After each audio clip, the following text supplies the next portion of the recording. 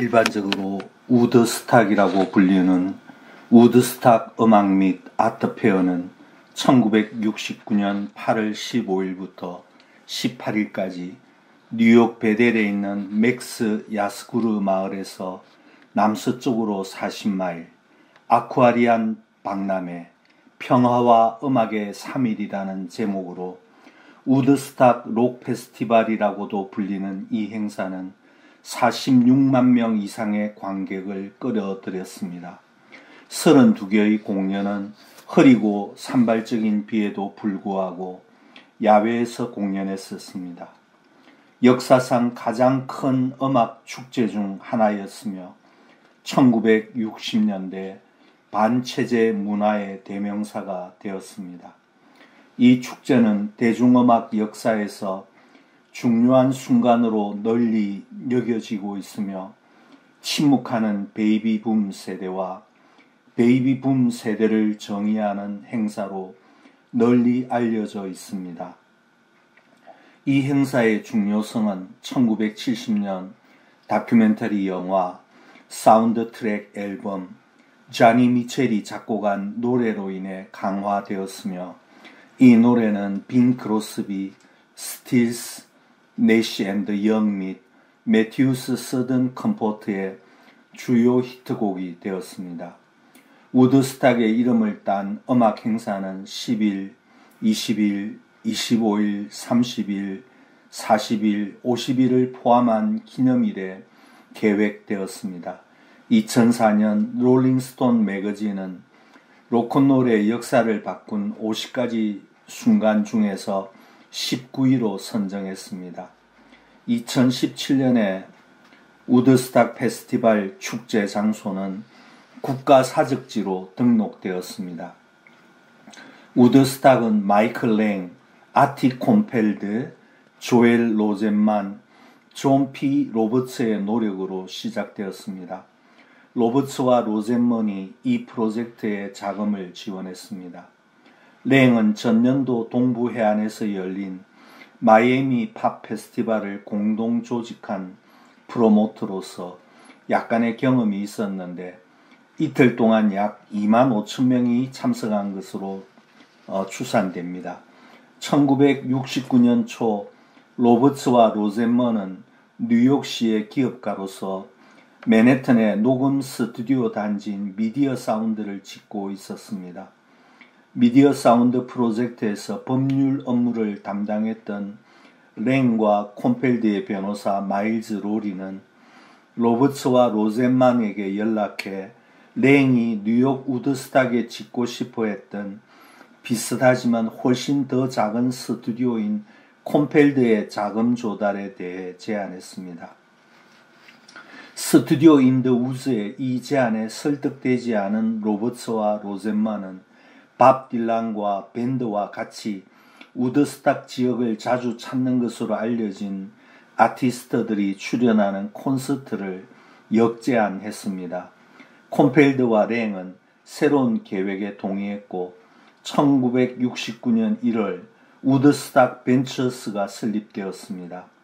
회사 사무실은 맨해튼 웨스트 57번가 47번지의 기묘하게 장식된 층에 있었습니다.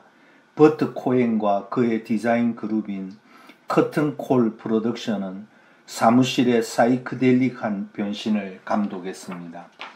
처음부터 네 가지 사이에는 접근 방식에 차이가 있었습니다. 로버츠는 절제력이 있었고 벤처가 성공하기 위해 무엇이 필요한지 알고 있었던 반면 너긋한 랭은 우드스탁을 기업가들을 한데 모으는 새롭고 편안한 방법으로 보았습니다. 랭이 콘서트 장소를 찾을 수 없었을 때 로버츠와 로즈만은 점점 더 걱정이 커지면서 길을 떠나 장소를 찾았습니다. 재정 규율에 대한 비슷한 의견 차이 때문에 로버츠와 로젠먼은 이 프로젝트를 중단해야 할지 아니면 계속 돈을 쏟아부어야 할지 고민했습니다. 1969년 4월 크리던스 클리어워터 리바이벌은 $10,000에 공연하기로 동의하면서 이벤트 계약을 체결한 최초의 행위가 되었습니다. 프로모터들은 크리던스가 공연을 하기로 결정하기 전까지 유명 그룹을 유치하는 데 어려움을 겪었습니다. 크리던스 클리어워터 리바이벌의 드러머 더급 클리포드는 훗날 이렇게 말했습니다. 크리던스 클리어워터 리바이벌이 개학하자 다른 모든 사람들이 줄을 섰고 다른 모든 큰 공연들이 시작되었다.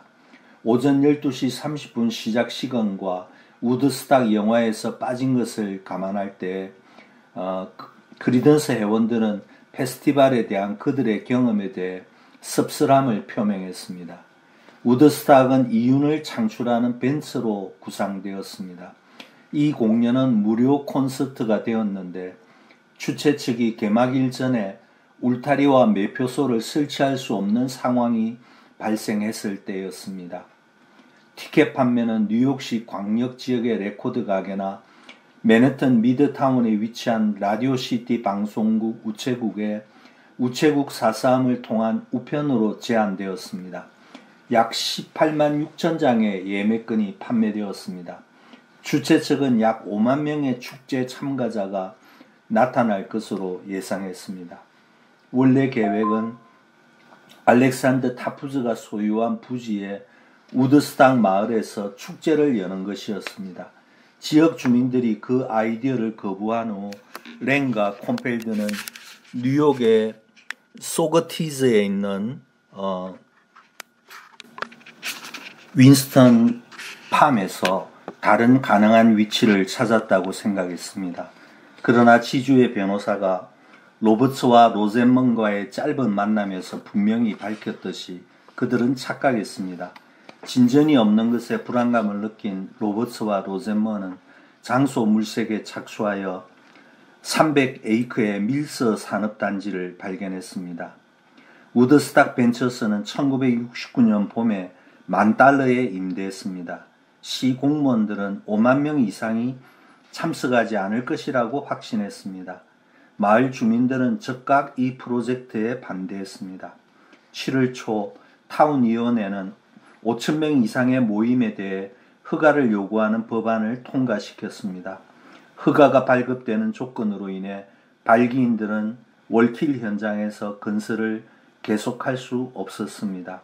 그러나 금지령에 대한 보도는 축제의 홍보 노다지로 판명되었습니다.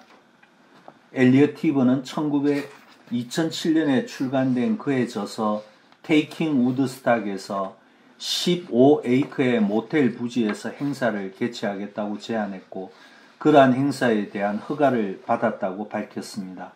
그는 프로모터를 낙농업자인 맥스 야스구르에게 소개했다고 주장했습니다. 그러나 랑은 티베르의 설명에 이의를 제기하며 티베르가 그를 부동산 중개인에게 소개해 주었고 그 부동산 중개인이 그를 티베르가 없는 야스구르의 농장으로 데려다 주었다고 말했습니다. 맥스의 아들인 샘 야스그도 레행의 말에 동의했습니다. 야스구르의 땅은 땅의 북쪽에 있는 필리핀이 연못으로 경사진 자연 그릇을 형성했습니다. 무대는 필리핀이 연못을 배경으로 언덕 아래에 설치될 것입니다. 연못은 인기 있는 마른 담그기 장소가 되었습니다. 필리핀인은 자신의 재산 사용에 대한 임대차 계약서에 서명하기를 거부한 유일한 지주였습니다. 주최 측은 다시 베델 당국에 5만 명을 넘지 않을 것으로 예상한다고 말했습니다. 주민들의 반대와 우유를 사지 마십시오. 맥스의 히피 뮤직 페스티벌을 멈춰라.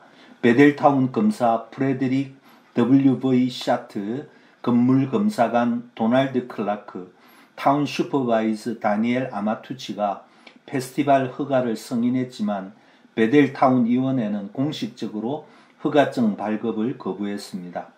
클라크는 작업 중지 명령을 내리라는 명령을 받았습니다. 로젠먼은 돈 클라크를 만나 이미 허가되어 주머니에 넣고 있던 허가를 보류하는 것이 얼마나 비윤리적인 것에 대해 논의했던 것을 회상합니다. 회의가 끝날 무렵 클라크 경위는 그에게 허가증을 주었습니다. 작업 중지 명령이 해제되어 보건농업부의 지원을 받고 1969년 9월 1일까지 모든 구조물을 철거할 때까지 축제를 진행할 수 있게 되었습니다. 늦은 장소 변경으로 인해 축제 주최 측은 준비할 충분한 시간을 갖지 못했습니다. 행사 3일 전 회의에서 로젠만은 건설 감독들로부터 울타리와 매표소를 완성하지 않으면 로버츠와 로젠만은 축제가 끝난 후 거의 파산에 직면하게 될 것인가, 아니면 무대를 완성하지 않으면 50만 명의 콘서트 관객이 콘서트 없이 주말을 보내게 될 것인가, 둘 중 하나를 선택하라는 요청을 받았습니다. 다음 날인 수요일 아침 첫 번째 옵션이 사라진 것이 분명해졌습니다. 하룻밤 사이에 5만 명의 일찍 일어나는 새들이 도착하여 반쯤 완성된 무대 앞에 자리를 잡았습니다. 주말 내내 콘서트 관람객들은 티켓이 있든 없든 공연장으로 들어갔습니다. 이 영화제는 로버츠와 로젠만을 재정적 파산 직전까지 몰아넣었지만 1970년 3월 아카데미상을 수상한 다큐멘터리 영화 우드스탁이 개봉되면서 영화와 음반 소유권이 재정적으로 바뀌었습니다. 베델의 시골 콘서트 장소로 사람들이 몰려들면서 엄청난 교통체증이 발생했습니다. 베델 마을은 군중이 현장으로 몰려들면서 혼란을 두려워하여 규정을 시행하지 않았습니다. 교통체증에 대한 라디오와 텔레비전 설명은 결국 사람들이 축제에 출발하는 것을 단념하게 만들었습니다. 알로 그스리는 영화에 포함된 발표를 통해 뉴욕주 스루웨이가 폐쇄되었다고 말했지만 우드스탁 박물관의 관장은 그런 일이 일어나지 않았다고 말했습니다. 설상가상으로 많은 군중을 상대하는 데 어려움이 있었고 최근에 내린 비로 인해 도로와 들판이 진흙탕이 되었습니다. 시설은 참석자 수에 대한 위생시설이나 응급처치를 제공하기에 충분하지 않았으며 수십만 명의 사람들이 악천 후 식량 부족 및 열악한 위생시설에 맞서 투쟁해야 했습니다. 행사의 보안은 346명의 비번 뉴욕시 경찰관이 담당할 예정이었지만 경찰관들은 달빛에 대한 규정을 위반하고 있다는 경고를 받고 철수할 수밖에 없었습니다. 6월 17일 일요일 아침 뉴욕 주지사이자 미래의 부통령인 넬슨 록펠러는 축제 주최자인 존 P. 로버츠에게 전화를 걸어 축제 장소에 10,000명의 주방위군을 명령할 생각이라고 말했지만 로버츠는 그렇게 하지 않도록 설득했습니다. 슬리번 카운티는 비상사태를 선포했습니다. 축제 기간 동안 인근 스튜어트 공군기지의 인력이 현장 안팎의 질서와 공연을 보장하는 데 도움을 주었습니다. 지미 핸드릭스는 비로 인해 지연된 후 월요일 아침 8시 30분에 무대에 올라 축제에서 마지막으로 공연했습니다. 그 무렵 관객 수는 약 45만 명으로 추산되던 최고치에서 약 3만 명 정도 떨어져 있었습니다.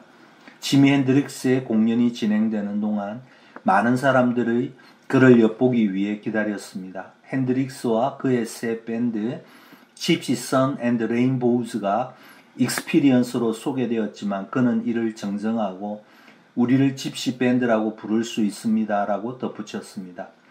그들은 우드스탁 영화에 포착된 후 60년대 시대 정신의 일부가 된 국가를 사이키델릭하게 연주하는 것을 포함하여 2시간짜리 세트 공연을 했습니다. 우리는 락을 할 준비가 되어 있었고 기다리고 또 기다렸고 마침내 우리 차례가 되었습니다. 50만 명의 사람들이 잠들어 있었습니다. 이 사람들은 밖으로 나왔습니다. 그것은 마치 단테의 장면을 그린 그림 같았는데 지옥에서 온 시체들이 모두 뒤엉켜 잠들어 있고 진흙으로 뒤덮여 있었다. 그리고 이 순간은 내가 살아있는 한 결코 잊지 못할 순간이다. 어둠 속에서 4분의 1마일 떨어진 곳 이 그릇의 반대편 가장자리에서 어떤 남자가 그의 비익을 튕기고 있었다. 그리고 밤에 나는 들었다. 걱정하지 마, 존. 우리는 당신과 함께합니다. 나는 그 남자를 위해 공연의 나머지 부분을 연주했다. 축제는 사람들의 수와 관련된 조건을 감안할 때 매우 평화로웠지만 2명의 약물과다 복용과 인근 근처 밭에서 자고 있던 17세 소년을 트랙터가 치어 사망한 3명의 사망자가 기록되어 있습니다. 한 명은 교통체증에 걸린 차 안에서, 다른 한 명은 헬리콥터로 공수한 후 병원에서 사망되었다고 주장했지만, 책 저자의 광범위한 연구로는 어떠한 출생도 확인할 수 없었습니다. 여러 건의 유산이 보고되었으며 3일 동안 742건의 약물 과다 복용이 있었습니다. 그 사이트를 소유한 맥스 야스구르는 거의 50만 명의 사람들이 어떻게 그들의 마음속에 음악과 평화를 가지고 3일을 보냈는지에 대해 말했습니다. 그는 우리가 그들과 함께 한다면 오늘날 미국의 문제인 역경을 더 밝고 평화로운 미래에 대한 희망으로 바꿀 수 있다고 말했습니다. 콘서트 사운드는 사운드 엔지니어 빌 헨리가 엔지니어링 했습니다. 그것은 매우 잘 작동했습니다. 라고 그는 행사에 대해 말했습니다. 나는 언덕 위에 특별한 스피커 기둥을 세웠고 21m 높이의 탑 위에 있는 언덕으로 올라가는 네모난 연단에 16개의 확성기를 설치하였습니다. 우리는 15만 명에서 20만 명을 수용할 수 있도록 준비했습니다. 물론 50만 명이 참석했습니다. 알텍은 무게가 반톤이고 높이가 6피트, 깊이가 거의 4피트, 너비가 3피트인 해양 합판 캐비넷을 설계했습니다. 인클로즈 각각에는 4개의 15인치 JBL 라우드 스피커가 있었습니다. 트위터는 4곱하기2셀 및 2곱하기10셀 알텍 혼으로 구성되었습니다. 무대 뒤에는 정폭 설정에 전력을 공급하기 위해 2000A의 전류를 제공하는 3개의 변압기가 있었습니다.